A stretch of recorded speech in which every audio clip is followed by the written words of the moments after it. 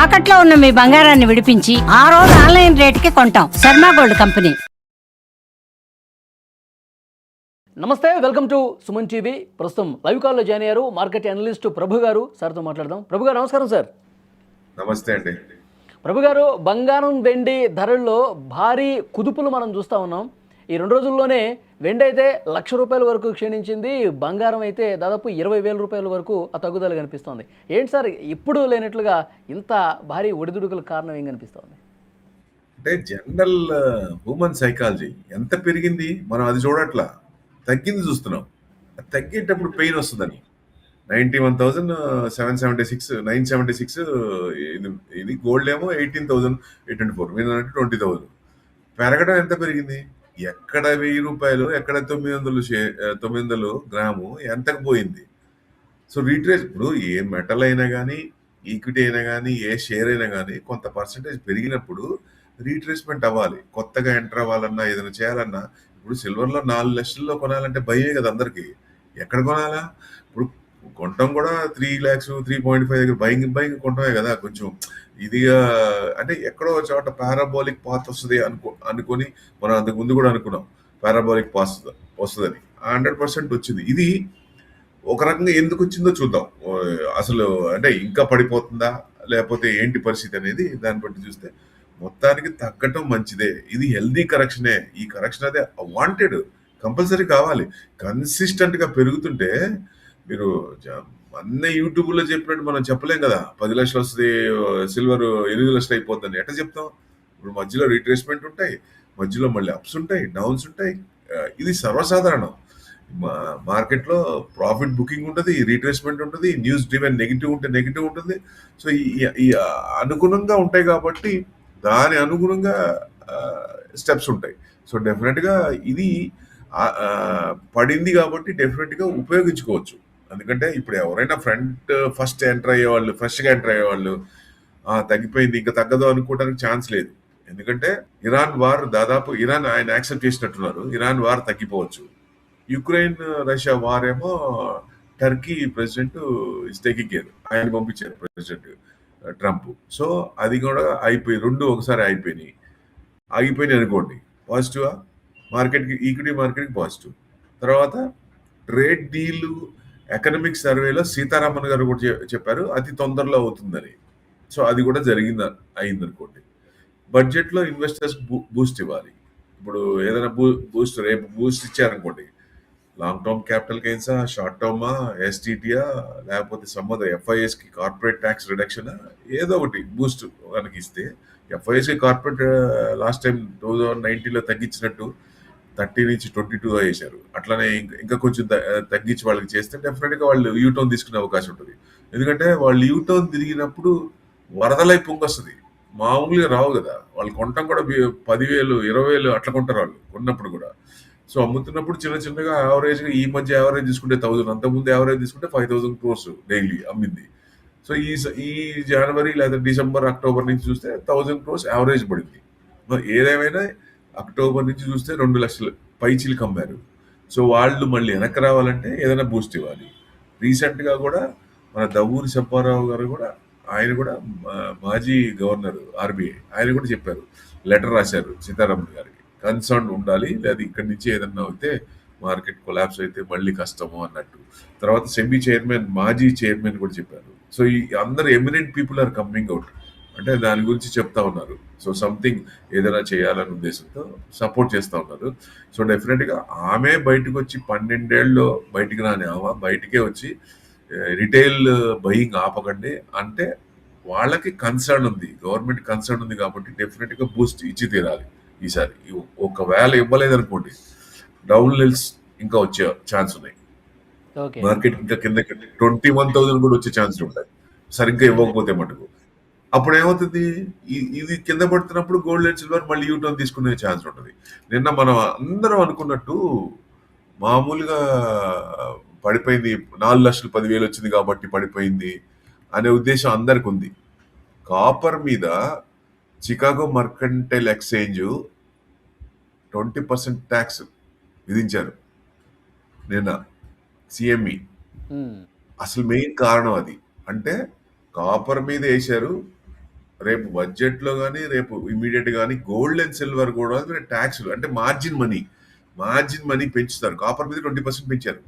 So margin money వీటి రెండింటి మీద కూడా పెంచుతారనే ఉద్దేశంతో రీట్రేస్మెంట్ కానీ ప్రాఫిట్ బుకింగ్ కానీ జరిగింది. అది జరిగింది. అంతేగాని నెగిటివ్గా అయినా ఇప్పుడు గ్లోబల్ అన్సర్టినిటీలో తేడా ఏం లేదు.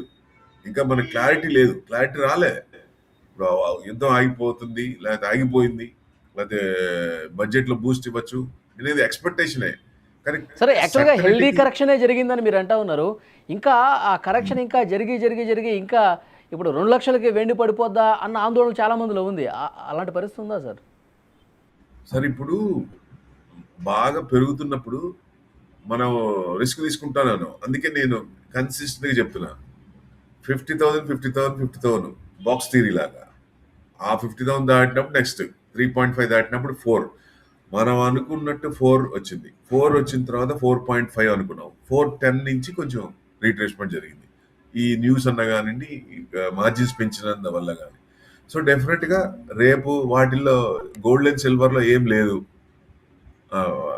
అందరూ అనుకోండి, కొంచెం ట్యాక్స్లో బడ్జెట్లో ఏం లేదు. సో డెఫినెట్గా కొంచెం మూమెంట్ వస్తుంది. అంటే ఈ రీట్రేస్మెంట్ అనేది మంచిదే, కానీ పిన్ పాయింట్ కరెక్ట్గా ఇక్కడ దాకా వస్తుంది, లేకపోతే ఇక్కడి నుంచి పెరుగుతుంది, యూటర్న్ తీసుకుంటుంది అని ఎవరు చెప్పలేరు. అది 10% కావచ్చు, 30% కావచ్చు, 50% కావచ్చు. ఆ ఉధృత బయింగ్ ఎక్కడి నుంచి బయింగ్ అయింది, సెల్లింగ్ అప్పుడు అందరూ కొనేటప్పుడేమో డిఫరెంట్ లెవెల్స్లో కొంటారు, అమ్మేటప్పుడేమో అందరూ ఒకేసారి అమ్ముతారు ఆ భయంతో. సో మెయిన్ అందుకని ఆ ఉధృత అనేది ఎంతవరకు ఉంటుంది, 30% పడచ్చా? ఇప్పుడు ఆల్రెడీ 31% పడింది. ఇప్పుడున్న పొజిషన్ బట్టి మూడు ఎట్లా ఉందంటారు? అమ్మటానికి ఎక్కువ స్కోప్ ఉందంటారా, లేదంటే వెయిట్ చేసే పరిస్థితి ఉందంటారా? అంటే budget will decide the direction of the market. బడ్జెట్లో ఏదన్నా వీటికి ట్యాక్స్ అంటే వీటికి బయట నుంచి వచ్చి తీసుకొస్తున్నాం కాబట్టి ఆ ట్యాక్స్ ఏదన్నా మళ్ళీ ఏదైనా పెంచుతారా, మెయిన్ అది. ఆ ట్యాక్స్ కనుక ఇంపోర్ట్ ట్యాక్స్ ఏదైనా చేస్తే వాళ్ళు పెంచడం కానీ ఇట్లాంటివి ఏదైనా చేస్తే కొంచెం నెగిటివ్. తగ్గించినా కొంచెం ఇమీడియట్గా కొంచెం ప్రాఫిట్ అంటే ట్రెండ్ కొంచెం ఇంకా పాజిటివే ఉంది. 31% పడినా ఇంకా కొంచెం నెగిటివే ఉంది. అది ఎంతవరకు అనేది ఈ న్యూస్ని బట్టి ఉంటుంది. ఆ న్యూస్ని బట్టి డెప్త్ తెలుస్తుంది. So budget will decide the direction of the market. ఈ బడ్జెట్ బాగుంది, బూస్ట్ ఇచ్చారు, ఈక్విటీకి ఇది ఏంటంటే అది కొంచెం తగ్గే ఛాన్స్ ఉంటుంది. బడ్జెట్లో ఏమీ లేదు, ఇన్వెస్టర్స్ని పట్టించుకోలేదు, ఎఫ్ఐస్ని పట్టించుకోలేదు, దెన్ ఈక్విటీ పడే ఛాన్స్ ఉంటుంది. ఇది పడుతున్నప్పుడు హెడ్జింగ్ కావాలి కాబట్టి అక్కడ మళ్ళీ యూటర్న్ తీసుకునే ఛాన్స్ ఉంటాయి. ప్లస్ ఆర్బీఐ గవర్నర్ కూడా ఆర్బీఐ మన ఫెడ్ చైర్మన్ కూడా లాస్ట్ మీటింగ్ నిన్న కెవిన్ వాష్ కొత్త ఆయన తీసుకొస్తున్నారు. ఇప్పుడు ఆయన చెప్పినట్టు చేయాల, రేపు పొద్దున ఆయన చెప్పినట్టు చేస్తారు, ఇంట్రెస్ట్ రేట్స్ తగ్గిస్తారు, అప్పుడు మళ్ళీ కొంచెం ఇబ్బంది కదా. సో ఇవన్నీ ఉన్నాయి కాబట్టి డాలర్ బలోపేతం కోసమే ఆయన కృషి చేస్తాడు కాబట్టి మళ్ళీ ఇక్కడ ఇబ్బంది అయింది అంటారా? ఎక్కడ డాలర్ ఎక్కడ సార్ 100 బిలో ఉంది, 97కి వచ్చింది డాలర్ ఇండెక్స్. డాలర్ 100 పైన ఉంటేనే కొంచెం స్ట్రాంగ్ ఉన్నట్టు లెక్క. డీడాలరైజేషన్ అవుతుంది, డీఫేమ్ అవుతుంది. సో డెఫినెట్గా వేరే కరెన్సీ, బ్రిక్స్ కరెన్సీ ముందుకొచ్చే అవకాశాలు ఉన్నాయి. ఇంకా తగ్గుతుంది అనుకోండి. ఇప్పుడు బాండ్స్ అమ్మేస్తున్నారు, యుఎస్ బాండ్స్ అమ్మేస్తున్నారు. ఇప్పుడు దాకా యుఎస్ బాండ్స్లో ఇన్వెస్ట్మెంట్ చేశారు, మనం కూడా కొన్ని బాండ్స్ అమ్మాం. బాండ్స్ అమ్మి దాని డాలర్స్ వస్తే డాలర్స్ అమ్మాం, ఫారెస్ట్ రిజర్వ్స్లో డాలర్స్ అమ్మాం, గోల్డ్ పెంచుకున్నాం. అందరూ అంతే, అందరూ కూడా డాలర్స్ అమ్మి ఇది పెంచుకుంటున్నారు. ప్లస్ ఫ్యూచర్లో ఏంటంటే ట్రేడ్ డెఫిసిట్ అనేది ఉండకపోవచ్చు. ఎందుకంటే వాస్ట్రా అకౌంట్స్ ఓపెన్ అవుతున్నాయి ఎస్బీఐలో. మనం మన కరెన్సీతో ఆ అకౌంట్లో డిపాజిట్ చేసినప్పుడు కౌంటర్ పార్టీని బట్టి, కౌంటర్ కంట్రీని బట్టి వాళ్ళ కరెన్సీలు ఆటోమేటిక్గా వెళ్ళిపోతాయి without paying single rupee tax డాలర్కి. సో డాలర్ అప్పుడు తగ్గిపోతుంది. వాళ్ళకి మిగిలే $10-15 బిలియన్ ఎవ్రీ ఇయర్ మన ట్రేడ్ జరుగుతున్నప్పుడు అన్ని మిగిలిపోతున్నాయి. అంటే డీఫేమ్ అవుతుంది. అంటే ఒక రకంగా చూడండి, western power now they enjoyed a lot ఎప్పటి నుంచో. So that power has been transferring to western to south Asia. BRICS పెరుగుతుంది కాబట్టి. సో డెఫినెట్గా ఆ భయం, ఈ ట్యాక్స్లు ఇవన్నీ ఎందుకు చేస్తున్నారంటే ఇదే కారణం. సో బ్రిక్స్ పెరిగితే స్ట్రాంగ్ అయితే రేపొద్దున మనకి ట్యాక్స్ రాదు. సో డెఫినెట్గా ఆ భయం ఆయన వెన్నుపూసలో వెనుకొస్తుంది కాబట్టి ఏదో ఒకటి రకంగా ట్యాక్స్ చేశాను, ఏదో ఒక భయభ్రాంతులు చేశాను. అంటే 100% డాలర్ డీఫేమ్ అవుతుంది. So strong. అందుకని ఎప్పుడు కంటిన్యూస్గా ఇన్నాళ్ళు ఉంది. మరి ఇన్నాళ్ళు ఉన్నప్పుడు సపోర్ట్ చేసే విధంగా ఏమైనా సపోర్ట్ చేశారా? సో ఎప్పుడు కూడా ఇప్పుడు ఓన్లీ ట్రంప్ అని కాదు, మీరు ఫస్ట్ నుంచి చూడండి యుఎస్ గోడ మీద పిల్లే. ఎందుకంటే వాళ్ళ ఆర్మ్స్ అమ్ముకోవడానికి అవతలాలు గిల్లి గజ్జాలు పెట్టి గొడవ చేసే టైపే కానీ వాళ్ళ వాళ్ళ ఇది అంతేగాని ఎక్కడ కూడా ఇంకో కంట్రీకి సపోర్ట్ చేశారు లేదు. Friend in need is a friend in deed. Russia లాంటి ఫ్రెండ్ ఇండియాకి గోల్డ్ ఉన్నారా? మరి వాళ్ళకి ఒక్కళ్ళు చెప్పండి. యూరోపియనే బయటకు వచ్చింది కదా, యూరోపియన్ అంతా ఎఫ్టీఐ అగ్రిమెంట్ చేసుకుంది. ఇంకా అక్కడే అర్థమైపోయింది వాళ్ళకి ఫ్రెండ్స్ ఎవరు ఉండరని. So that's the main thing. వాళ్ళకి భయం. యూరోపియన్తోనే ట్రేడ్ అగ్రిమెంట్ చేసి రాత్రి చేసుకొని మళ్ళీ 10% అన్నాడు, మళ్ళీ జూన్లో నుంచి మళ్ళీ 25% అన్న. ఆయన చెప్పిన దాన్ని ఆయనే మార్చుకున్నాడు. సో భరోసా ఎక్కడ ఉంటది? ఇప్పుడు సో ఎలా డెఫినెట్ గా నాలుగు పెడతాడో తెలీదు. అంతే 100%. ట్రంప్ సునామీ ఒకటే, అది మనం చెప్పలేం. ఎప్పుడు ఎట్లా రియాక్ట్ అవుతుందో చెప్పలేం కాబట్టి సేమ్. సో డెఫినెట్ గా ఆ ఎఫెక్ట్ పడుతుంది కాబట్టి సార్ హిస్టరీలోనే ఫస్ట్ టైం అంట కదా సార్ ఈ విధంగా పడిపోవటం అనేది. అంటే అది ట్రంపే కారణం అంటారా ఒక రకంగా? సార్ మూల కారణం అనేది మెయిన్ వాళ్ళు ఫస్ట్ నుంచి కూడా వాళ్ళ ట్రెజెక్టరీ మొత్తం ఇదే ఉంటుంది. వాళ్ళ సెల్ఫ్ ఎక్కువ ఉంటుంది. ఎక్కువ మెయిన్ యుఎస్ఏ ఇది అవ్వాలి, మిగతా వాళ్ళందరూ ఇప్పుడు వాళ్ళు మ్యానుఫ్యాక్చరింగ్ వదిలేసి 40 సంవత్సరాల్లో అది అక్కడికి వెళ్ళిపోయింది చైనాకి. 40 years మ్యానుఫ్యాక్చరింగ్ వదిలేసి ఓన్లీ సర్వీసింగ్ మీద ఆధారపడ్డారు వాళ్ళు. బయట నుంచి వచ్చే బ్రెయిన్స్ అంటే మన దగ్గర కానీ ఎక్కువ మన దగ్గర నుంచి ఎక్కువ మోస్ట్ బ్రిలియంట్ బ్రెయిన్స్ అన్ని రెంట్కి తీసుకొని వాళ్ళ చేత పని చేయించుకొని వాళ్ళు దే ఆర్ ఎర్నింగ్. ఇప్పుడు గనక గ్లోబల్ క్యాపిటల్ సెంటర్స్ గనక అక్కడ వదిలేసి యుఎస్ కంపెనీస్ కాకుండా బయట కంపెనీస్, యుఎస్ లో ఉన్న కంపెనీస్ బయటకు వచ్చి ఇండియాలోనో వేరే కంట్రీస్ లో పెడితే డెఫినెట్ గా అప్పుడు ఏమవుతుంది? సో వాళ్ళ ఇన్కమ్ తగ్గిపోతుంది కదా ఐటీలో. సో డెఫినెట్ గా సర్వీస్ మ్యానుఫ్యాక్చరింగ్ ఇప్పుడు మన ప్రైమ్ మినిస్టర్ గారు అన్నట్టు అమృత్ కాల్ స్టార్ట్ అయింది కాబట్టి ఇక్కడి నుంచి మనం సర్వీసెస్ మీదే కాదు మ్యానుఫ్యాక్చరింగ్ మీద కూడా మనం కాన్సన్ట్రేట్ చేయాలి. గవర్నమెంట్ ఇన్వెస్ట్మెంట్స్, ప్రైవేట్ ఇన్వెస్ట్మెంట్స్ కూడా పెరగాలి. పెరిగినప్పుడు ఈ బడ్జెట్ లో ఏమి ఇస్తారనేది ఇంపార్టెంట్. అందుకే అందరి చూపు ఈసారి బడ్జెట్ మీద ఉంది. It's very important. ఈసారి బడ్జెట్ లో ఏదో బూస్ట్ ఇచ్చారా, ఓకే. నెక్స్ట్ ఇవ్వలేదనుకోండి, మార్కెటింగ్ కొంచెం తగ్గే ఛాన్స్ ఉంటుంది, అప్పుడు కొంచెం పెరుగుతాయి. బూస్ట్ ఇస్తే సార్ బడ్జెట్ లో బూస్ట్ కనిపిస్తే బంగారం వెండి ధరలు కొద్దిగా తగ్గే అవకాశం ఉందంటారా? తగ్గుతాయి. ఎందుకంటే బడ్జెట్ లో బూస్ట్ ఇచ్చినప్పుడు ఏమవుతుంది, ఏదైతే హెడ్జింగ్ అమౌంట్ అసెట్ క్లాస్ లో ఈక్విటీ పడుతున్నప్పుడు హెడ్జింగ్ పెడతారు గోల్డ్ అండ్ సిల్వర్, ఆ అమౌంట్ టర్న్ అవుతుంది కదా మళ్ళీ ఈక్విటీకి. అది అమ్మేసుకుని ఇటు వచ్చేస్తారు కదా ఇది పెరుగుతున్నప్పుడు. సో డెఫినెట్ గా అప్పుడు తగ్గుతుంది కొంచెం. ఓకే సార్, ఇప్పుడు ఫైనల్ గా సామాన్య మధ్యతరగతి ప్రజల్లో ఆందోళన ఉన్నమాట వాస్తవం.